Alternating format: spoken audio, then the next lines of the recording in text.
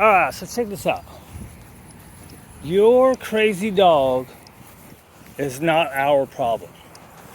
I see a lot of people,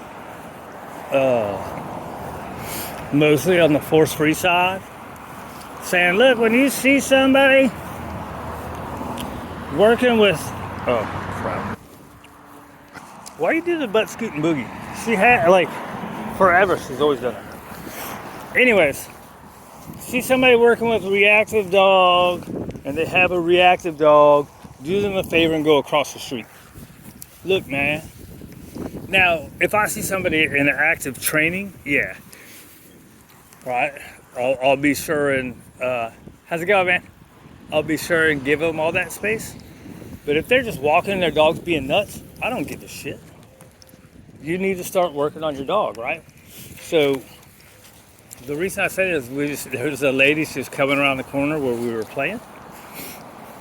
And then she turned and went the other way because she knows her dog's a nutso. She's got a little yapper, right? So I'm not going to change what I do every day with these dogs because you can't control your dog, right? So we came around the corner and they were down quite a ways. I would say that sign is probably about 100 foot, right? So I let her get all the way to like 28 foot. She's on 30 foot. And I called her, right? So when I called her, that lady's dog started yapping. Blah, blah, blah. And she gives me this old funky look. Maybe she was just looking, but it looked like she was giving me a funky look. Like, how come you didn't stay over there when I turned and went this way? Hey, look, I called my dog away when it was 60 feet away from your dog. So it's not like I would let her get 10 feet away from their dog when I know it's reactive. Now I will, like when I know people have their reactive dogs and they're walking on here, I will go over there. But I'm not going to change my direction for them. That's for them to do.